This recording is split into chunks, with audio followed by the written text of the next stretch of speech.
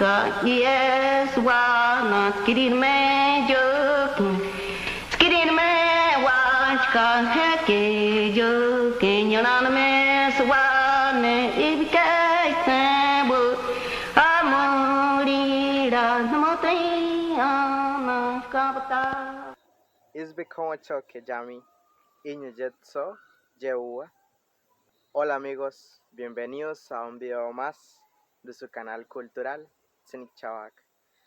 Hoy quiero contarles la historia de Numu. La historia del tigre es muy bonita porque se aprende muchísimo acerca de las experiencias, de las vivencias de nuestros antepasados y con eso podemos también vivir nuestra vida normal, aún así pues superando estos peligros que tanto pues como ya saben el tigre es un animal muy peligroso en su hábitat natural como lo es ahora detrás de esta montaña. Hay tigres pues muy peligrosos, pero ellos están en su hábitat natural y aún ellos se mantienen ahí y pues si nadie los molesta, ellos tampoco pues nos molesta a nosotros, pero sí digamos hay especies desde muy pequeños hasta muy grandes. Las especies pequeñas de tigres, esos se llaman tigres que comen gallina. Entonces esos tigres especialmente pues son tigrillos que comen gallinas y que algunos comen chancho pero de caza, pero realmente es algo bueno, que hay que vivir con eso, ¿verdad? Porque este es su hábitat y estamos en él. Y si lo invadimos, pues estamos en su territorio, entonces hay que también saber respetar. Pero ellos a veces no respetan porque llegan hasta nuestras casas y también se comen a nuestros animales.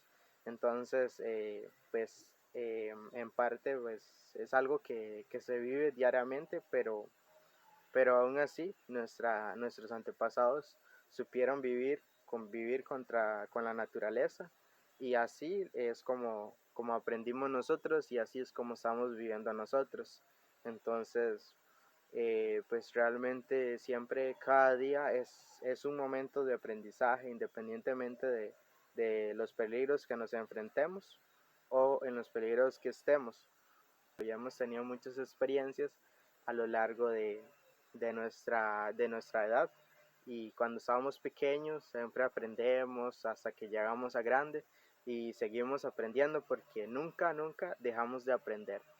Entonces, sin más que decir, Mishka. Según nosotros, los pueblos milenarios, hay una razón por la cual Sibó nos dejó los animales. Decimos que ellos existían antes que los humanos. Lo ayudaron con la construcción de este mundo que Sibó hacía para la semilla. Todos los animales que él creó son utilizados como guía para la vida del ser humano. Por eso Sibó los trajo como sus ayudantes. Había un ser bien grande cuya piel era de diferentes colores. Ella era la reina de los felinos.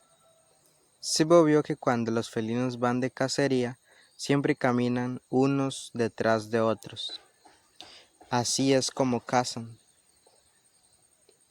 Y en algunas ocasiones meten las garras en los huecos que hallan en el camino como tocando algo.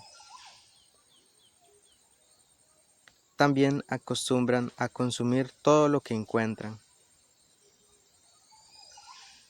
Ellos van por todas esas montañas, para ellos esa es su casa, por ende conocen muy bien esos lugares. Ellos tienen muy buen sentido de ubicación. Sin embargo, Sibó pensó, si dejo a los seres que crearé junto con los felinos, los exterminarán muy pronto. Cuando el felino se dio cuenta del cambio, le dijo a Sibó: «Usted cambió mi mundo por algo que va a crear. Yo quiero tomar y comer lo que usted haga». Sibó le respondió: «Está bien, veamos qué pasa». Esta petición a Sibó hizo que los felinos sean animales que nos puedan generar serias enfermedades. Aun así, los mayores guardaban bajo su almohada garras o dientes de los felinos para que el feto adquiriera las cualidades del animal. Esto se hace cuando la pareja está embarazada. Morirá, no